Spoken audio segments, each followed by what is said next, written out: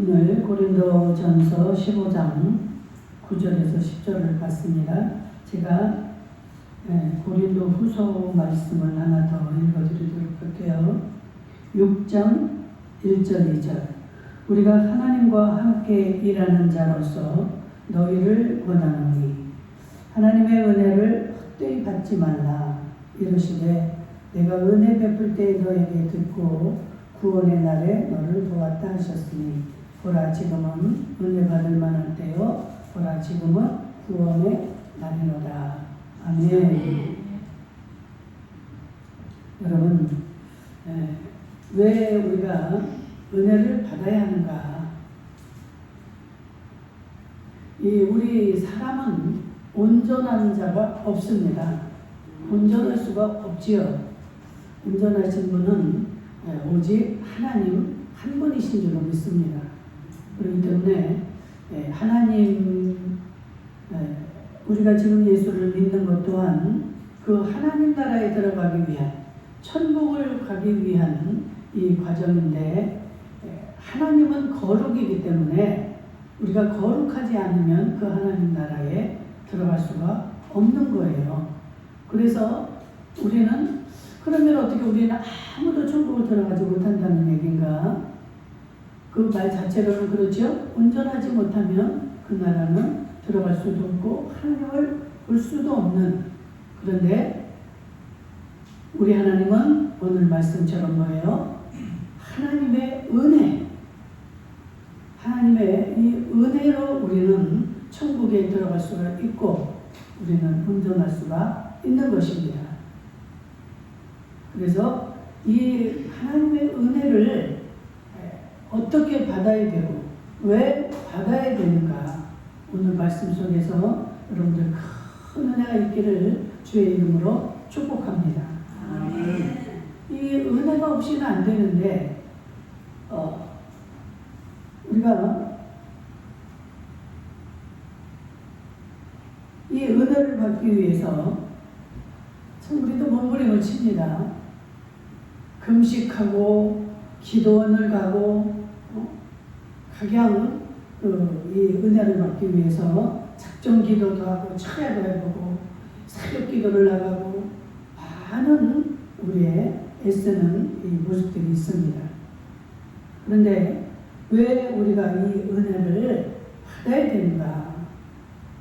여러분들이 그냥 그 이유를 알지 못한 채로 은혜를 받게 되면 그 은혜의 귀중함도 모르고 감사도 알지 못하고 그것을 간직할 수가 없습니다.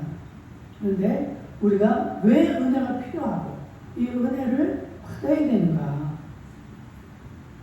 이것을 알고 우리가 그 은혜를 사모하고 그 은혜를 입게 되면 참으로 우리는 우리 이제까지 은혜 없이 살았던 그 삶과는 전혀 다른 삶이 우리에게 주어질 줄로 믿습니다. 그래서 이 은혜를 받으려고 애를 쓰는데 어떤 사람들은 이렇게 예수를 믿다가 여러분들이 사모하기도 하고 여러분들이 많이 받는 이 방언의 은사를 받게 되면 나는 은혜 받았다 이렇게 말하는 사람들이 있습니다. 물론 이 은사도 하나님의 은혜죠. 하나님의 은혜가 없이는 은사가 임할 수가 없습니다. 그런데 방언의 은사를 받았다고 해서 내가 은혜 받았어. 그런 방언의 은사를 못 받은 사람은 은혜를 못 받았는가? 이게 아니죠. 이 방언은 은사입니다. 은사. 하나님이 그냥 값없이 주신 선물이에요. 선물 중에는 방언도 있고 여러 가지 믿음도 있고 여러 가지 가르치는 은사, 능력 받는 이 모든 것들이 다 은사인데 이 하나님의 은혜하고는 엄밀히 말하면 뜻이 다르죠. 은혜라는 것은 우리가 할 수 없는 우리에게 부족한 것들 도저히 우리가 이룰 수 없는 이것을 하나님이 그냥 우리를 긍휼히 여기셔서 우리에게 부어주시는 것이 이게 하나님의 은혜입니다. 그래서 이 은혜가 필요 없는 자는 한 사람도 없습니다. 우리는 반드시 이 하나님의 은혜를 받아야 될 자들이에요. 그래서 참 이 은혜 받기가 쉬운 것 같지만 이 방언의 은사를 받는 것보다도 이 은혜 받기는 사실 쉽지가 않습니다. 이거는 우리가 원한다고 해서 되어지는 게 아니고 이 은혜를 주시는 분의 이 주관적인 하나님의 손에 있는 거기 때문에 어떻게 우리가 이 꼭 받아야 되는 이 은혜를 받을 수 있는가?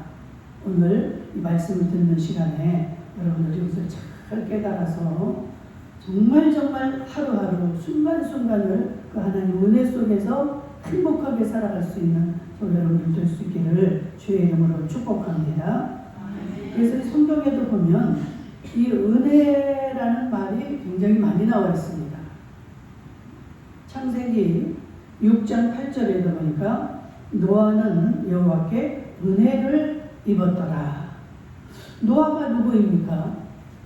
이스라엘 백성들이 너무나 하나님의 말씀을 듣지 않고 우상을 섬기고 이러니까 하나님이 노아에게 뭐라고 합니까? 내가 정말로 사람을 지은 것을 흥탄한다. 후회한다. 우리가 말하는 이 후회와는 뜻이 좀 다른데 하나님이 너무 마음이 아팠던 거예요. 내가 이렇게 모든 것을 다 베풀어주고 하나님이 없이는 살 수 없는 그런 존재들이 인간임에도 불구하고 하나님을 따라가지 않고 자기의 생각으로 또 우상을 만들고 그 우상을 섬기며 이렇게 살아가기 때문에 내가 이 세상을 물로 멸망을 시키겠다. 노아 시대에 하나님이 너무너무 노하셔서 죄가 세상에 관영하였더라 그랬어요. 우리 하나님은 우리가 한두 가지 이렇게 죄를 짓는다고 해서 그 즉각 이렇게 처벌하거나 버리거나 하지 않습니다. 하나님이 끝까지 참으시고 기다리시다가 도저히 안 되겠다 싶을 때는 하나님의 이 징계, 하나님의 심판이 따르는 거예요. 이 노아 시대에 그렇게 죄가 가득 찼다는 것입니다. 우리가 예수 믿는 자들은 다 알지요. 예수님이 이 땅에 오셔서 33년을 사시다가 이제 십자가를 지고 다시 죽어서 부활해서 40일 만에 승천하실 때 뭐라고 그랬습니까? 내가 너희들의 거할 그 천국의 거할 처소를 다 예비하고 나면 내가 다시 너희들을 데리러 올 것이다. 그래서 지금 그 하나님의 말씀대로 구약에서부터 쭉 이루어지는 거예요.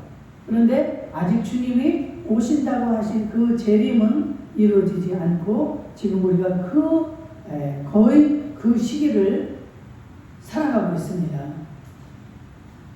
그래서 예수님이 이 땅에 이제 다시 우리들을 데리러 오실 터인데 여러분들 오늘 찬양 참 그 찬양 잘하셨어요. 오늘 설교에 맞는 그 찬양을 하셨는데 우리 예수님이 오실 때는 어떻게 합니까?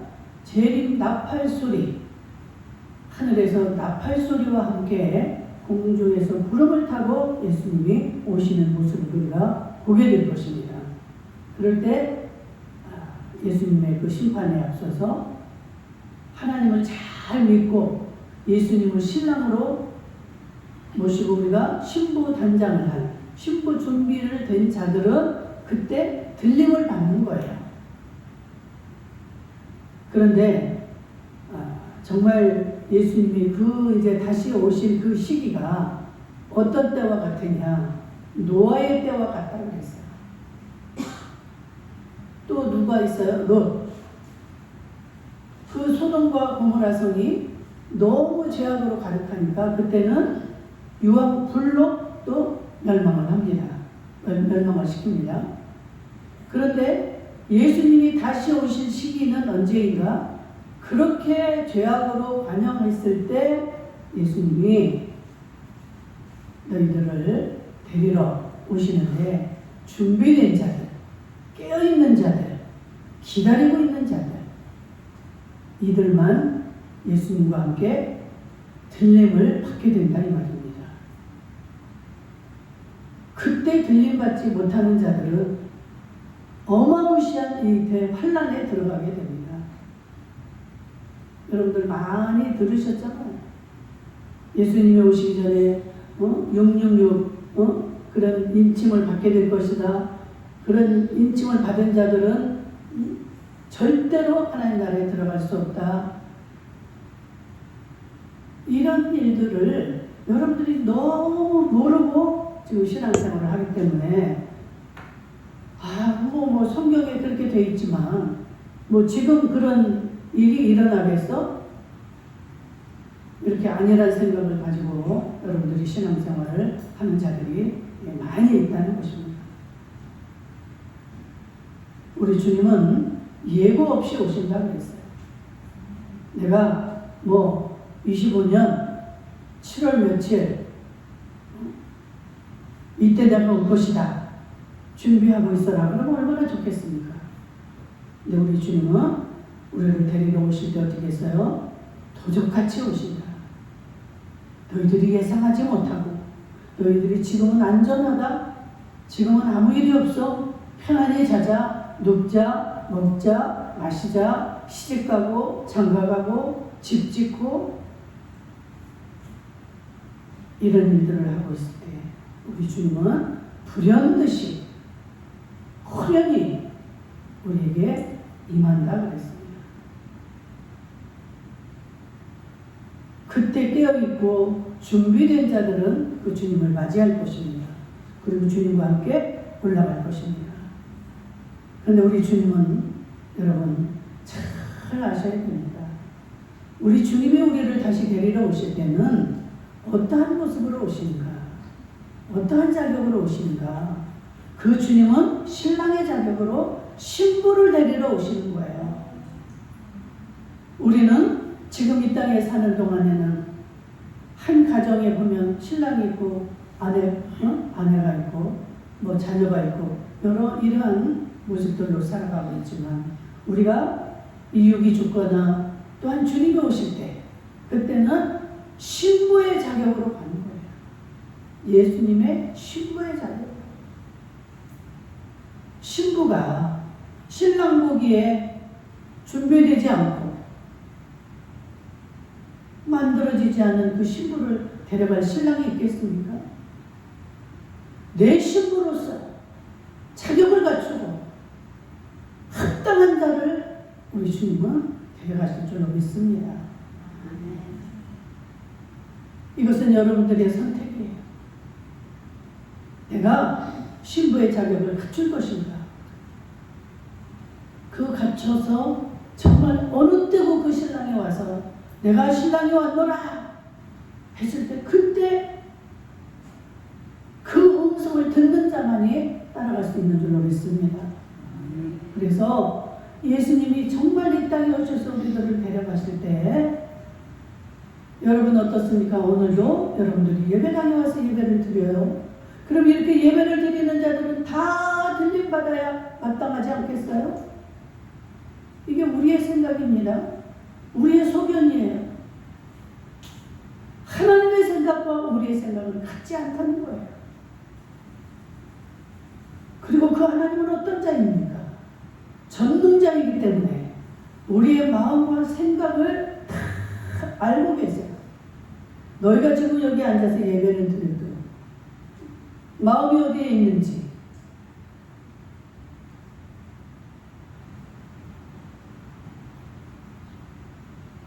우리가 인간은 남편도 속일 수가 있고 아내도 속일 수가 있고 어떠한 큰 일이 정말 일어나기 전에는 그대로 속을 수밖에 없습니다. 왜? 인간은 항상 모든 게 부족하니까 다 알 수가 없잖아요. 우리는. 그런데 그 하나님은 사람에게 속지 않습니다. 사람에게 만홀히 여김을 받지 않습니다. 그래서 진정으로 준비된 자들 여러분 하나님은 사랑이십니다. 그래서 너무너무 좋으신 하나님이지만 그 하나님은 또한 동시에 두려운 하나님입니다. 이 하나님을 두려워하지 않으면 절대로 여러분들 하나님 앞에 온전히 바로 설 수가 없습니다. 하나님은 준비된 자를 데려가십니다. 이것을 생각하면 정신이 번쩍 날 수밖에 없지. 과연 나는 지금 예수님이 오신다면 난 들림받을 수 있을까? 나는 깨끗하고 정결하게 신부의 자격을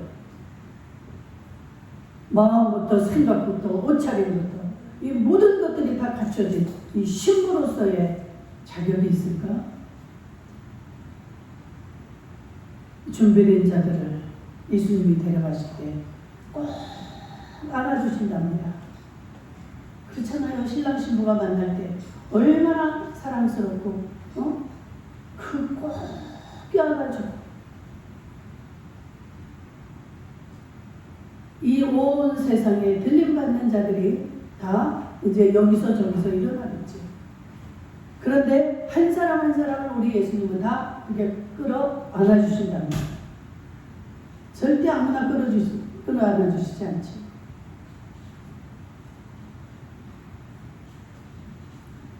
그 순간이 얼마나 좋을까요? 이 세상에 살아가면서 우리가 겪었던 많은 슬픔과 고난과 그러한 역경들, 참 많은 눈물들을 흘리며 인간이 살아가고 있지 않습니까? 많은 고통 가운데서 살면서도 또 예수 믿기가 얼마나 어렵습니까? 많은 사람들에게 손가락을 당하고 지적을 당하고 예수 믿는 자가 왜 저래? 이런 소리도 우리가 얼마나 많고 예수 믿는다는 자체 하나만으로도 많은 멸시를 당하고 이런 삶을 살아왔기 때문에 그러나 정말로 이 나그네와 같은 삶임을 깨닫고 그 주님만을 바라보고 살아온 자들, 그 인내하며 견디며 살아온 그러한 자들이기 때문에 예수님이 그걸 안아주실 수밖에 없죠.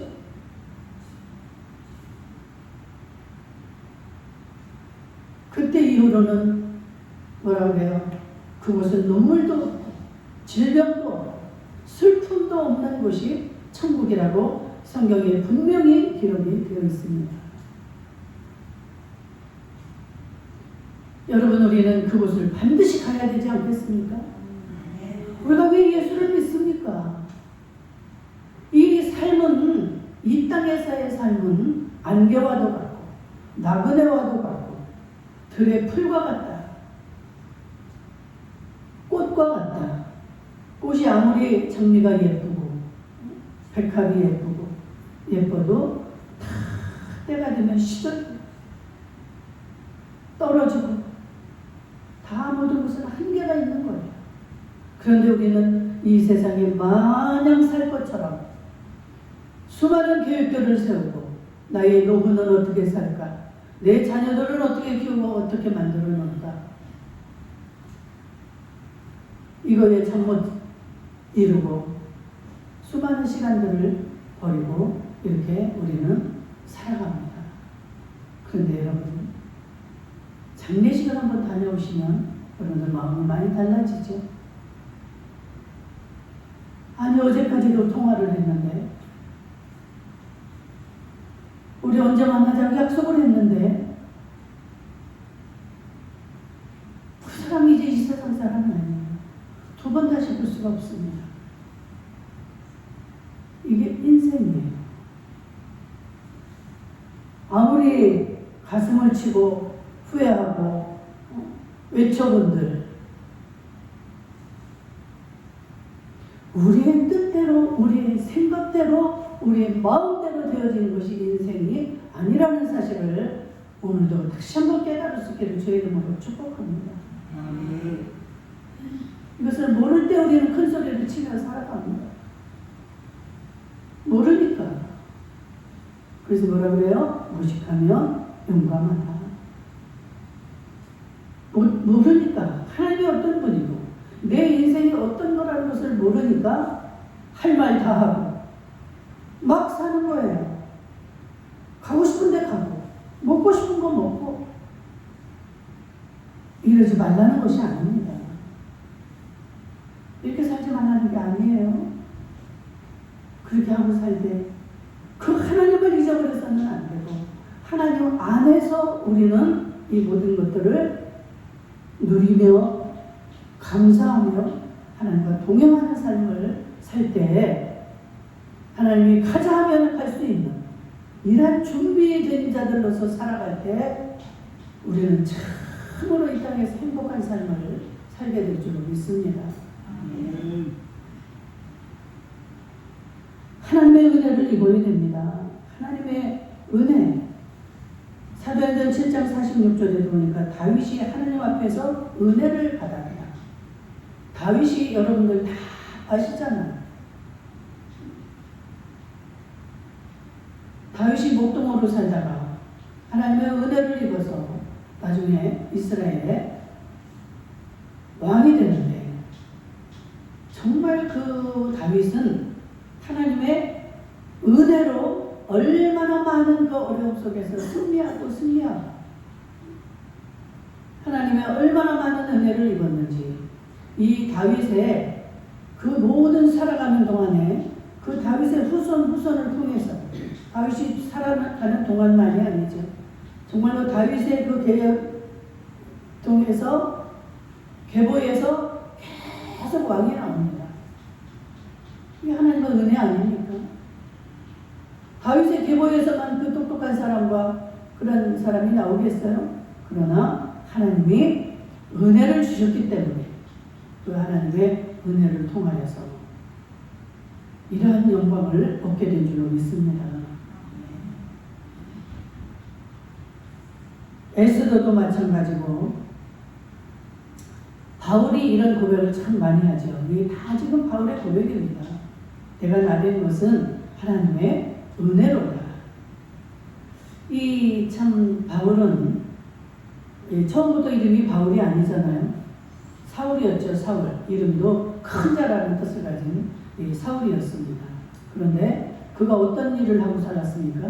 하나님을 믿는다 하면서도 그 예수를 메시아로 인정하지 않고 예수 믿는 자들을 다 잡아다가 옥에 가두고 죽이는데 앞장서는 이러한 삶을 살았던 게 사울이었어요. 그런데 하나님이 은혜를 베푸사 그날도 사울은 예수 믿는 자들을 죽이기 위해서 가는 중이었는데 길에서 갑자기 하늘에서 빛으로 강력한 빛으로 사울에게 임하셔서 사울아 사울아 네가 왜 나를 핍박하느냐. 얼마나 놀랐겠습니까. 사울이. 니시오니까 나는 네가 핍박하는 예수다.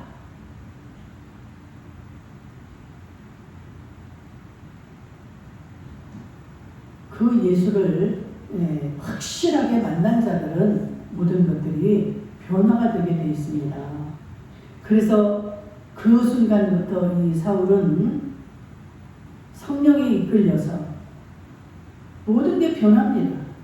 마음이 바뀌고 생각이 바뀌고 그의 삶이 바뀌고 이렇게 해서 그는 결국은 죽음마저도 예수 그리스도를 위해서 순교를 당하는 그런 삶을 살지 않습니까? 예수 믿고 예수 이 복음을 전하는 게 너무너무 확실하고 상급이요. 그 자기의 최고라는 것을 깨닫고 이는 장가가는 것도 결혼하는 것도 다 포기를 합니다. 그리고 자기가 가진 모든 좋은 조건들 학력이나 가문이나 자기의 출생 이 모든 것들을 다 배선을 하고 다 버렸다고 그랬어요. 여러분들이 진짜를 발견하기 전에는 이것도 좋고 저것도 좋고 다 너무나 다 좋아서 막 이것도 사놓고 저것도 사놓고 그런데 진짜 오리지널 보배를 발견하고 나면 다른 이미테이션들은 어때요? 다 값어치가 없어지는 거예요. 다 이제 가치관이 달라져 버립니다. 내가 정말 저것만큼은 버릴 수가 없다. 이렇게 했던 것들. 내가 저것만큼은 꼭 사야지. 이 모든 것들. 나의 모든 계획까지도 다 바뀌게 됩니다. 저도 예수 믿기 전에는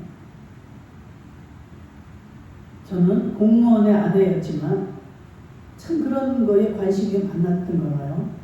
어딜 가서 우리 친정집에 막 그 좋던 그런 살림들 우리 올케하고 오빠가 잘 사니까 막 그런 것들 나도 시집가면 저런 것들 사놓고 이러고 살아야지. 그래서 막 한때는 고가구를 또 이렇게 사들여가지고 고가구가 문갑에서부터 이런 걸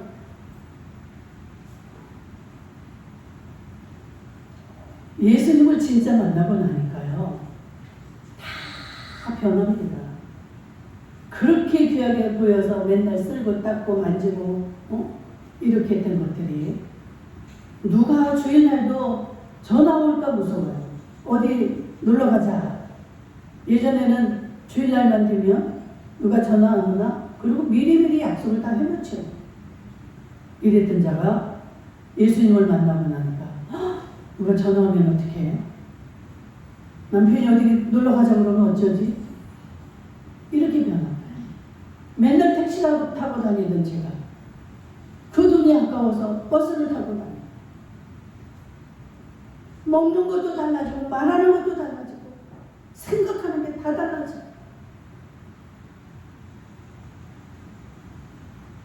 그런데 그 예수님을 진정으로 만나기까지는 참으로 쉽지 않았습니다.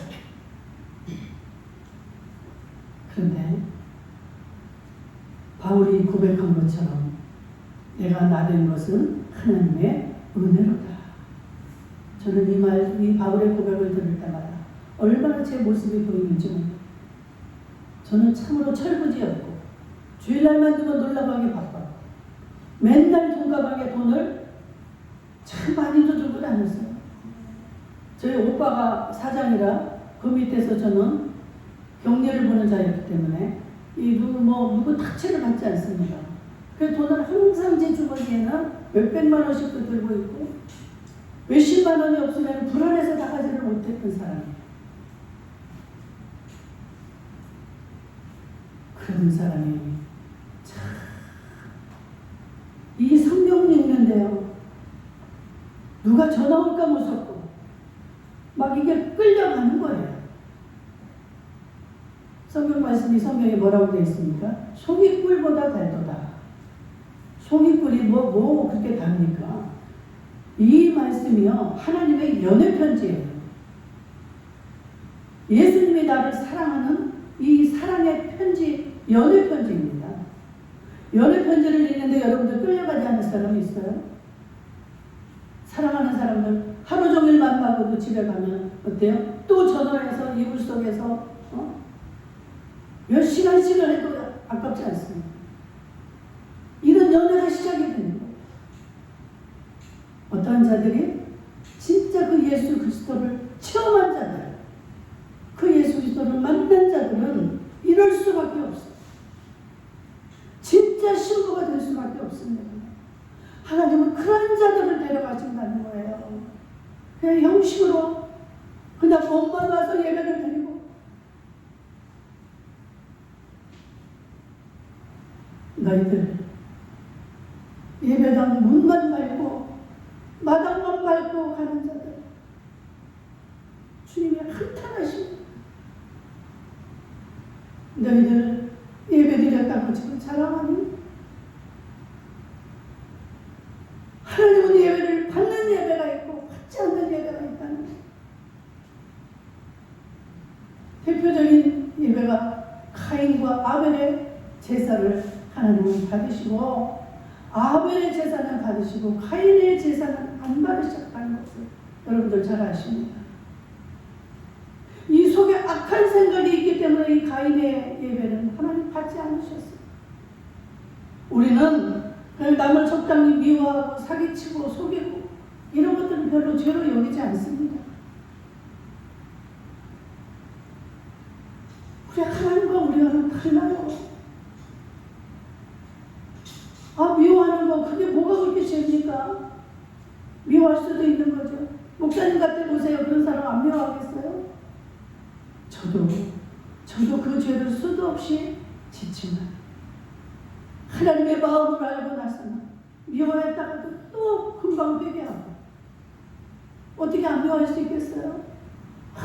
같이 욕도 하고 막 미워했다. 주님이 내게 오시면 이걸 어떻게 해요? 쥐구멍이라도 숨고 싶어요. 하나님 가장 미워하는 게 이게 사람을 미워하는 거, 서로 원수 삼는 거.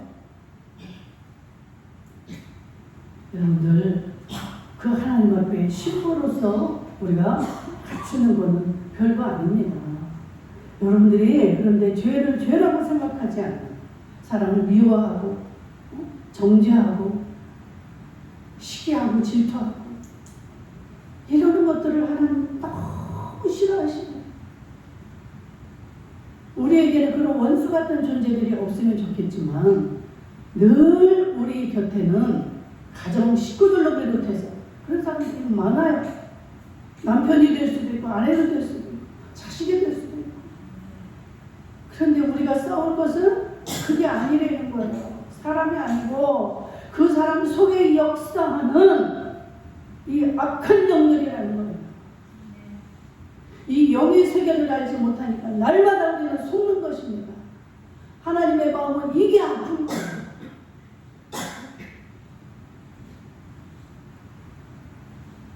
그래서 우리는 하나님을 믿는다는 자들은 하나님을 잘 알아야 됩니다. 이게 첫째예요. 호세아 선지자가 여호와를 알자 우리가 힘써서 여호와를 알자. 우리가 믿는 대상이 지금 하나님인데 이 하나님에 대해서 잘 알지도 못하고 내가 따라가고 믿는다? 이거 홈을 치는 거예요. 그 대상이 무엇을 원하는지, 이분이 어떤 분인지, 그분과 나는 어떤 관계인지 이 하나님을 잘 알아야만이 그 하나님 뜻에 맞춰서 우리가 살아가는데 그 하나님을 목표를 정해놓고 가지만 모든 것을 다 내 마음대로 내 생각에 하나님을 이렇게 섬기면 하나님 기뻐하시겠지? 응? 하나님 좋아하실 거야. 다른 사람이 이렇게 안 하는데 나는 이렇게 하잖아. 오늘도 다 놀러 가는데 하나님 앞에 난 나왔잖아요. 그건 좋죠. 잘한 것입니다. 그러나 이 하나님은 지금 이 순간에도 나에게 무엇을 말씀하시는가를 귀 기울이고 집중하시고 그럴 때 하나님의 말씀이 들려지고 깨달아질 줄로 믿습니다. 이것을 하나님은 가장 기뻐하시는 거예요. 모양만 갖추고 형식적으로 와서 시간 때우고 이게 아니라 정말 그 마음의 간절한 마음, 나는 정말 예배를 통해 그 하나님을 만나야지. 이 하나님이 어떤 분인가 귀 기울이고 집중하고. 여러분들 이런 거 하는데 그렇게 힘들지 않습니다. 돈 들어가는 거 아닙니다. 제가 목회자가 되고 나니까 제일 답답한 소리가 저요 집이라도 하나 해놓고 교회 나가겠습니다. 돈 좀 벌어야 내가 가서 뭐 하지요. 돈 없는 사람들 가면 천대받고. 여러분 어디 예수님이 그러라고 했습니까? 너희 마음을 너희 생각을 주님은 이런 외부적인 이런 할례를 형식적인 할례를 원치 않습니다. 우리의 마음의 할례를 원하시는 거예요. 마음이 정결하고 마음이 정직하고 마음이 솔직한 거 하나님 가장 기뻐하세요. 그러면 하나님을 보게 될 줄로 믿습니다. 마음이 청결한 자가 하나님을 본다고 마태복음 5장에 분명히 말씀하고 있어요. 하나님을 만나야 여러분들의 이 마음이 컬컬한 게 풀리죠. 예배는 드리고 갔는데 집에 가니까 도로 마음이 컬컬해. 하나님의 음성을 듣지 못한 거예요. 내 마음을 비우세요. 내 마음을.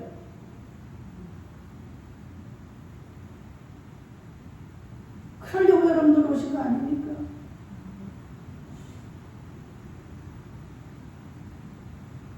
여러분, 하나님은 단순한 것을 좋아합니다.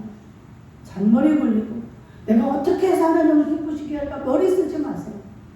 그냥 내 마음을 온전히 주님 저 왔어요. 더럽고 추한 모습, 다듬어지지 못한 이 모습. 그러나 주님, 정말로 주님을 만나고 싶어요. 이 순간에 주님 나를 만나주시고 나를 정결케 해주시고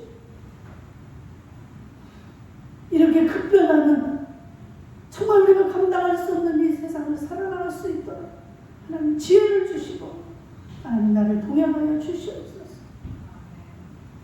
이 마음 이것만 가지고 온 자들을 하나님 찾으신다는 말이에요.